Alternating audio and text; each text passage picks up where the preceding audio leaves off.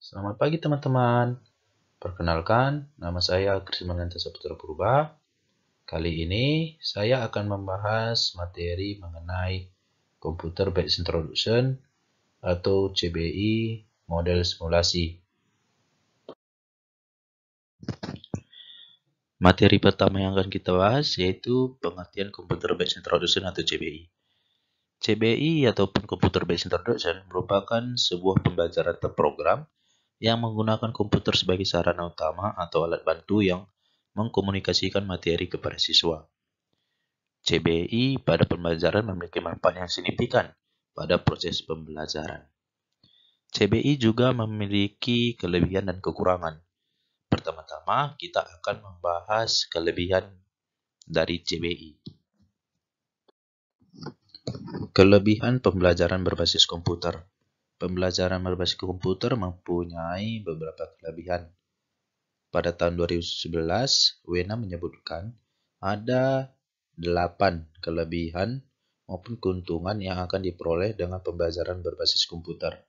Yang pertama yaitu memberi kesempatan kepada siswa untuk memecahkan masalah secara individual. Yang kedua, menyediakan presentasi yang menarik dan dengan animasi. Yang ketiga, menyediakan pilihan isi pembelajaran yang banyak dan beragam. Yang keempat, mampu membangkitkan motivasi siswa dalam belajar. Yang kelima, mampu mengaktifkan dan menstimulasi metode mengajar dengan baik. Yang keenam, siswa mendapat pengalaman yang bersifat konkret. Retensi siswa meningkat. Yang ketujuh, memberi umpan balik secara langsung. Dan yang terakhir ataupun yang kedelapan yaitu siswa dapat menentukan sendiri laju pembelajaran.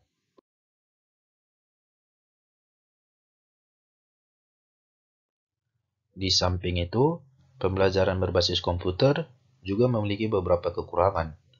Pada tahun 2011, Wena juga mengemukakan bahwa ada beberapa kelemahan pembelajaran berbasis komputer, diantaranya sebagai berikut. Pertama, hanya efektif jika digunakan satu orang atau kelompok kecil. Kelemahan ini sudah diatasi karena saat ini pengadaan komputer sangat mudah.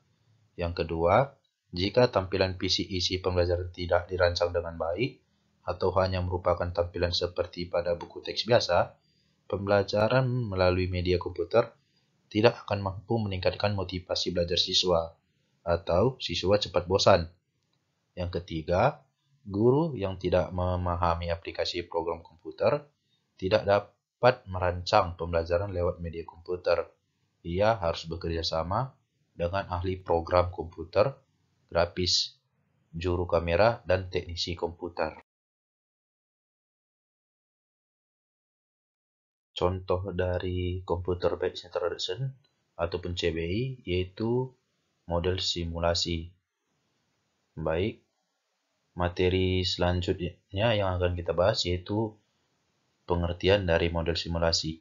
Pada tahun 2004, Harrell dan kawan-kawan mengatakan bahwa simulasi didefinisikan sebagai sebuah sistem dinamik yang menggunakan model komputer dengan tujuan untuk mengevaluasi dan meningkatkan kinerja sistem. Model simulasi pada dasarnya merupakan salah satu strategi pembelajaran yang bertujuan memberikan pengalaman belajar yang lebih konkret melalui penciptaan tiruan-tiruan bentuk pengalaman yang mengikuti suasana sebenarnya dan berlangsung dalam suasana yang tanpa resiko. Model simulasi adalah model CBI yang menampilkan materi pembelajaran yang dikemas dalam bentuk simulasi-simulasi pembelajaran dalam bentuk animasi yang menjelaskan konten secara menarik, hidup, dan memadukan unsur teks, gambar, audio, gerak, dan paduan warna yang serasi dan harmonis. Secara umum, tahapan dari materi model simulasi adalah sebagai berikut. Yang pertama, pengenalan. Yang kedua, penyajian informasi atau simulasi 1, simulasi 2, dan seterusnya. Yang ketiga, pernyataan dan respon jawaban penilaian respon. Yang keempat, pemberian feedback tentang respon. Yang kelima, pembetulan segmen pengaturan pengajaran.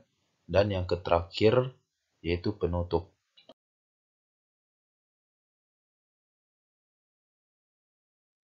Dapat kita lihat secara bersama-sama. Berikut merupakan gambar dari proses melakukan penelitian dengan simulasi. Dalam simulasi, sebuah hipotesis disusun untuk menentukan desain atau aturan operasi manakah yang paling bagus. Kemudian, sebuah penelitian dilakukan dalam bentuk model simulasi untuk menguji hipotesis.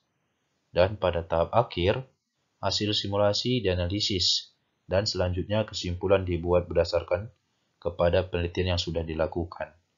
Jika hipotesis benar, maka desain sistem dapat dilanjutkan untuk membuat desain perubahan operasi. Materi selanjutnya itu klasifikasi model simulasi. Menurut Lau and Kelton pada tahun 1991, pada dasarnya model simulasi dikelompokkan ke dalam 3 dimensi. Yang pertama yaitu model simulasi statis dengan model simulasi dinamis. Model simulasi statis digunakan untuk mempresentasikan sistem pada saat tertentu atau sistem yang tidak terpengaruh oleh perubahan waktu. Sedangkan model simulasi dinamis digunakan jika sistem yang dikaji dipengaruhi oleh perubahan waktu. Yang kedua yaitu model simulasi deterministik dengan model simulasi stokastik. Jika model simulasi yang akan dibentuk tidak mengandung variabel yang bersifat random, maka model simulasi tersebut dikatakan sebagai simulasi deterministik. Pada umumnya, sistem yang dimodelkan dalam simulasi mengandung beberapa input yang bersifat random. Maka pada sistem seperti ini, model simulasi yang dibangun disebut model simulasi stokastik. Dan yang terakhir yaitu model simulasi kontinu dengan model simulasi diskret. Untuk mengkelompokkan suatu model simulasi, apakah diskret ataupun kontinu, sangat ditentukan oleh sistem yang dikaji. Suatu sistem dikatakan diskret jika variabel sistem yang mencerminkan status sistem berubah pada titik waktu tertentu. Sedangkan sistem dikatakan kontinu jika perubahan variabel sistem berlangsung secara berkelanjutan seiring dengan perubahan waktu. Selanjutnya yaitu kelebihan dan kelemahan model simulasi. Model simulasi memiliki kelebihan dan kelemahan. Pertama-tama, kita akan membahas terlebih dahulu kelebihan dari model simulasi.